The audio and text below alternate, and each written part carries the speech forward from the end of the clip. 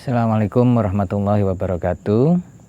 Ketemu lagi dengan saya Alex Suhendra dan gambar saya yang biasa-biasa saja, dan sambungan dari kisah sebelumnya tentang bagaimanakah kemudian Kamajaya ketika taktik Kamajaya untuk membangunkan Betara Guru yang lagi bubuk siang, ya, yang semua dewa tahu nggak boleh sembarangan membangunkan Betara Guru dari bubuk siangnya, itu sama aja membangunkan bayi yang di situ bapaknya galak banget.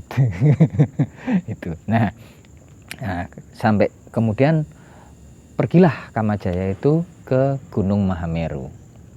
Sampai sana bingung Kamajaya, ini mau gimana, mau diitik-itik, mau disenggol-senggol, pasti nanti marah kalau bubuk siangnya, dan belum tahu juga ini bubuk siangnya itu baru 5 menit atau sudah 1 jam gitu, dan kayaknya kok angler banget bubuknya itu sampai ngiler gitu.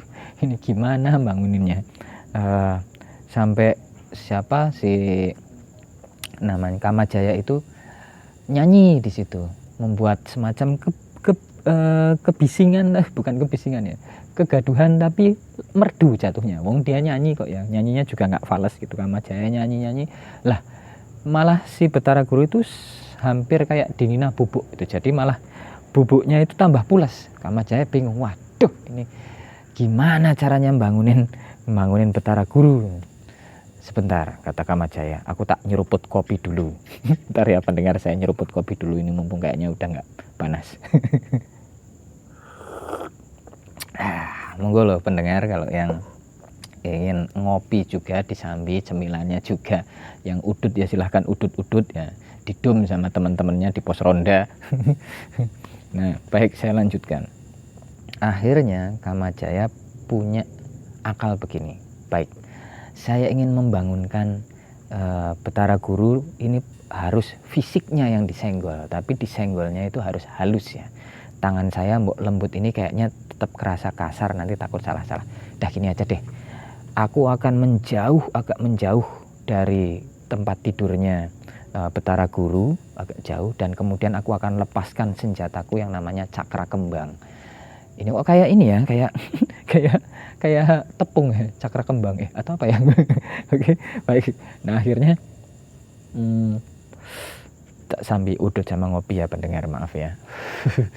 Nah akhirnya menjauhlah Kamajaya itu, menjauh gitu, agak jauh, dan dari kejauhan dia lepaskan panahnya, pusakanya, yaitu cakra kembang, ditembakin ke udara, yang mana khasiatnya adalah itu tidak melukai ya, senjata itu, tapi ketika dilepaskan ke angkasa itu hampir sama kayak ini, kayak apa, kembang api, disuweng gitu. Pada saatnya, pada titik tertentu, ketika bubuk misiunya mencapai kubangan ledakan, kubangan misiu yang lain, pecahlah di situ, dan pecahnya itu debuar gitu, tidak menimbulkan suara bising, dan pecahannya itu seperti kembang api tapi terbuat dari bunga. Nah, berbagai macam bunga, jebret, terus bunga-bunga berhamburan dari udara, menyelimuti terbang berhamburan di atas Gunung Mahameru, dan jatuhlah satu bunga-bunga itu di keningnya Betara Guru. Pluk. Nah Betara Guru kemudian mencium, mengendus-endus, ini kok wangi banget, dan kok ini kok kayaknya aku tahu ini wangi, ini bukan bunga biasa, ini dari pecahan cakra kembang ini. Dan akhirnya Betara Guru itu melek, bangun, tapi marah ya, karena ini Kamajaya ngapain bangunin saya lagi bubuk siang malah dibangunin. Dan waktu melek itu pas tepat, walaupun di kejauhan, Betara Guru mampu melihat Kamajaya yang lagi terbang ngawang-ngawang kayak gitu, dan sambil senyum, halo Pak Guru gitu. Nah tapi merengesnya Kamajaya itu disambut dengan kemarahan Betara Guru lewat matanya yang ketiga. Jadi Betara Guru itu matanya ada 3 ya, ada di jidatnya 1, ya itu yang mata di jidat itu yang kena jatuhan suiran kembang dari pusaka cakra kembangnya Kamajaya. Halo Pak Guru gitu. dari kejauhan prengas-prenges, tapi Betara Guru malah marah, dan lewat matanya yang ketiga yang ada di jidatnya itu keluarlah sinar laser yang kemudian menghanguskan kepala dari Kamajaya. Kamajaya saat itu juga kepalanya terbakar dan merembet ke seluruh tubuhnya dan tewas. Wah, kejadian itu didengar oleh istrinya Kamarati. Kamarati ngamuk-ngamuk ke sana sambil minta sambil marah, tapi sambil minta tolong, pokoknya sambil demo ya.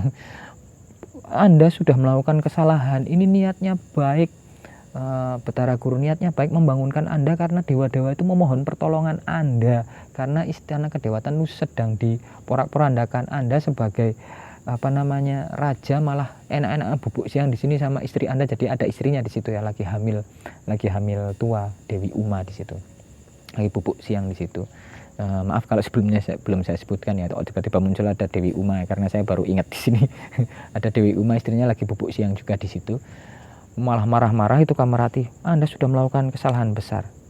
Suami saya ini ditugaskan untuk membangunkan Anda supaya minta pertolongan, malah kepalanya disambar petir dari mata Anda, dari matamu.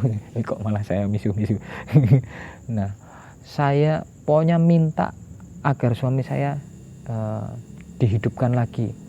Kalau tidak gitu, tak supatani istri Anda yang lagi hamil ini akan melahirkan seorang anak yang kepalanya nggak karu-karuan, sesuai dengan apa yang dilihatnya pertama kali itu waktu melahirkan ya.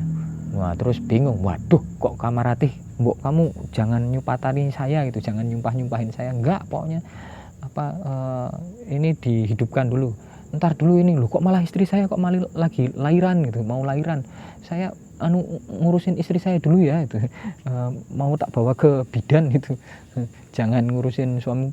Ya terserah, pokoknya saya supatani kalau misalnya nggak sampai dihidupkan, kelak anak Anda lahir dengan kepala sesuai dengan apa yang dilihat oleh istri Anda pertama kali. Nah, pas itu ternyata pas lagi dibawa ke bidan, berpapasanlah Betara Guru itu dan Dewi Uma itu dengan rombongan dewa-dewa yang lain. Di sana ada Dewa Indra yang menunggangi gajah Erawata ya, gajah Erawata. Nah, pas lagi kontraksi itu melihat gajah Erawata yang gede banget itu, shock ya Dewi Uma itu. Padahal biasanya ketemu aja, tapi saat ini shock tuh, dan melihat itu dan nyeprot lahir. Nah, sesuai kutukannya Dewi Ratih, Kamarati, anak yang lahir itu kepalanya akan menyerupai apa yang dilihat pertama kali oleh Dewi Uma, dan lahirlah seorang anak yang sebenarnya badannya bagus, lucu ya, gimbul-gimbul gitu, tapi kepalanya sesuai dengan apa yang dilihatnya, kepalanya adalah gajah, dan lahirlah si ini Gana. Begitu. Tapi kemudian pendengar semua, ternyata Gana itu waktu lahir nyeprot itu langsung tahu mengendus ada kesalahan, ada sesuatu yang genting yang harus dia selesaikan. Tanpa dikomando, Gana itu ini namanya juga anak dewa ya, langsung bisa lari ya pendengar. Jadi langsung bisa lari, dan kemudian rapas, lu anakku itu Gana, kamu mau kemana itu, sambil oa kayak gitu. Itu lari-lari, dewa-dewa pada bingung, wih ini anaknya siapa kok kepalanya gajah gitu. Narada itu bingung, wah Adi Guru gitu, ini anakmu kok serundal ke sana, mau ngapain? Di sana itu lagi terjadi pertempuran gitu, ini kami semuanya ngungsi, malah anakmu malah lari ke sana ke medan perang. Waduh, bingung. Pas ayo diuber anakku itu, jangan sampai nanti dihajar sama raksasa di sana gitu. Tapi si Gana itu nyeruntul terus lari itu, nggak peduli di belakangnya ngejar-ngejar, ojo lu, lari terus. Dan sampai di sana dia nyeruduk si Raja Nila Rudraka itu sampai tewas. Jadi sebenarnya pembunuh dan